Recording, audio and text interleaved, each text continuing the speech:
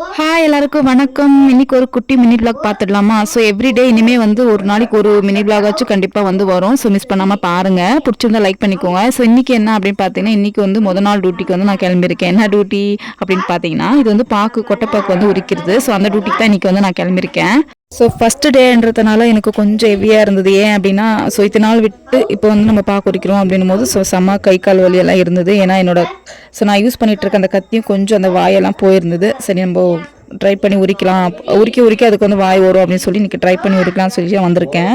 நிறைய பேருக்கு வந்து தெரியல நான் என்ன உரிச்சிட்டு இருக்கேன், என்ன காய் என்ன பழமா அப்படின்னு சொல்லி கேட்குறீங்க. இது பழம்லாம் கிடையாதுங்க, கொட்டைப்பாக்கு. நம்ம வந்து பாக்கு வந்து யூஸ் பண்ணுவோம்ல அந்த பாக்கு. ஸோ எங்களை சுற்றி இங்கே வந்து இருக்கிற எல்லாமே வந்து பாக்கு விவசாயம் தான். ஸோ எங்களோடது கூட விவசாயம் தான். ஸோ இப்போ நான் வந்து வேற ஒருத்தர் பாக்கு வந்து உரிக்கலாம் அப்படின்னு சொல்லி வந்திருக்கோம். இது வந்து சம்பளத்துக்கு தான். ஸோ நம்ம எவ்வளோ ஒரு நாளைக்கு எவ்வளோ கிலோ உரிக்கிறோமோ அவ்வளோ காசு. ஒரு கிலோக்கு 10 ரூபா.